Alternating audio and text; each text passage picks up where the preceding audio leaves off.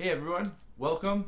It's Friday, April 9th, 2010, about quarter after 12 at night. It's been a long day. I had a family member in the hospital today, so just got back and need to knock this episode out. It's episode 2.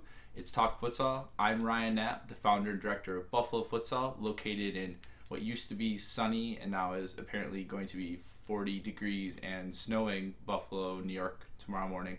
Said it's supposed to be 60 this weekend, so that's definitely a thumbs up. And I'm your host of Talk Futsal. Today's second episode is brought to you by my lovely Queen City throwback jersey here. Queen City Football Club was an MPSL club in Buffalo, founded by 4 friends, and it's how I got started in the realm of business in soccer way back when, 3 years ago. So I definitely had to don my throwback Queen City shirt to go back to my roots. This week in Talk Futsal, the main thing I'm going to talk about is for how a new coach can get acquainted with the game, what sort of coaching materials exist, how they can experience the game even if they can't go out and see one, what I've done, what I'm doing, because obviously I'm not the Spanish national team coach. I'm learning just like you guys are, and this is partly why I'm doing Futsal Talk. And then at the end, I'll answer a couple quick questions that I got via email, via Twitter, via people asking me questions as they watch the episode, and then we'll leave it at that. Okay, so coaching materials. So how can a brand new coach get into futsal, or how can they get acquainted with the game? Because it's kind of tough if you're not around futsal, you're not in a futsal country like Spain or Brazil. How do you get acquainted with it as a coach? Are there coaching courses? Are there DVDs? Are there books that you should buy? The main thing, and I interviewed Derek O'Neill, who's the national coordinator for the Football Association of Ireland, and asked him kind of the question: if you're 11-on-11 coach and you're new to futsal, how can you make the transition, or how can you do it? And he likens it to playing a musical instrument, which is a great analogy, in that if you want to play guitar, you have to play a lot of guitar, and you have to keep being in touch with the instrument in order to get better. And the same is with futsal.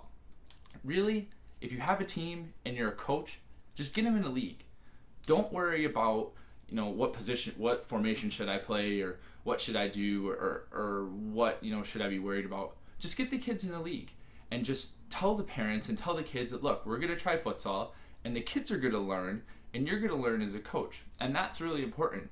In a lot of leagues that are futsal in the US, the people that run them are either experienced in the game, or they're learning like me, and they're trying to learn and take all this experience that I'm getting and to be able to give it to you, the coaches, to be able to help out.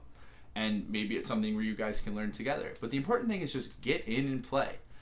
Now, if you can't get in and play, or you're getting into play and you still say, okay, I want to make sure that I can provide the best for my team and I can be the best coach, how do I do it?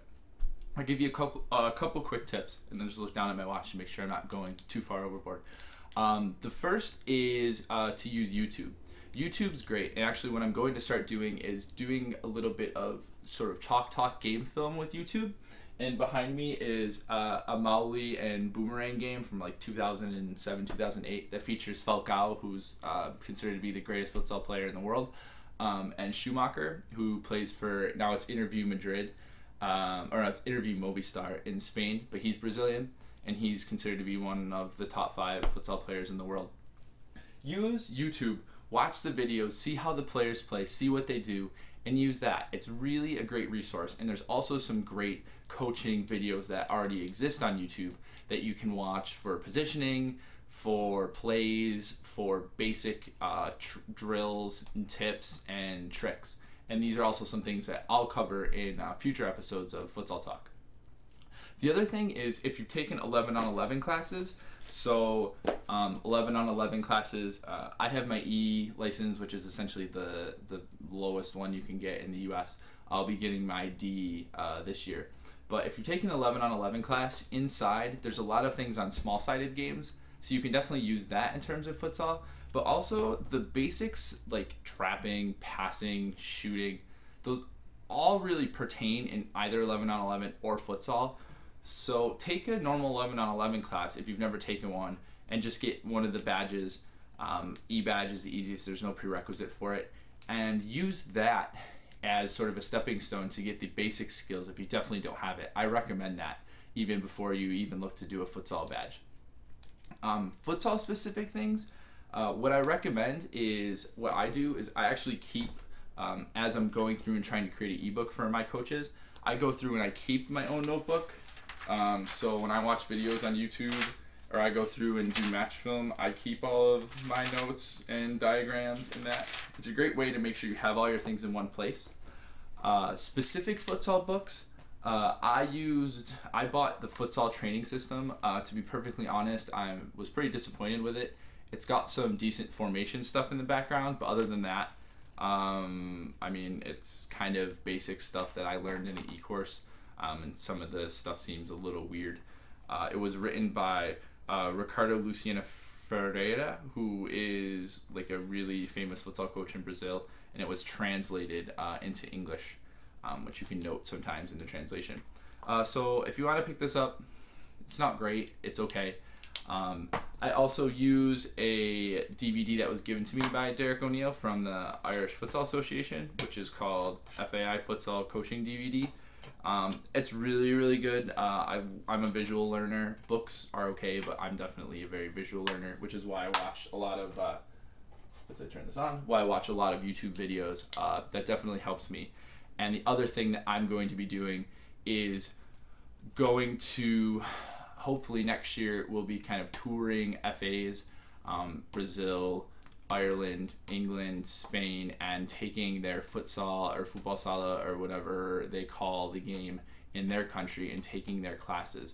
It's an option for you guys over in the UK or Spain or Ireland. It's not so much an option for us in the US.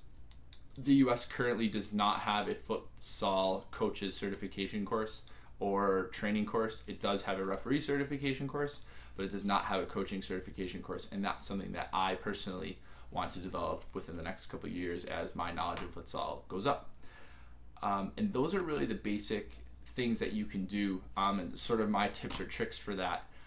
The book route, I haven't went too far in. There's loads of football sala books in Spain, and when I actually go over there this summer, with fingers crossed, I'm gonna eat up all those books that I possibly can and read them and see how good they are.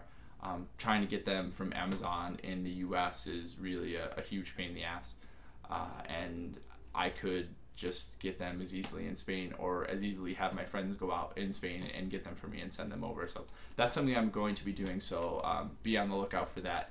And any sort of books in that I might just do reviews of more in depth, so you guys can be able to get my opinion, and if your opinion differs, by all means let me know. And those are really some basic ideas for coaches.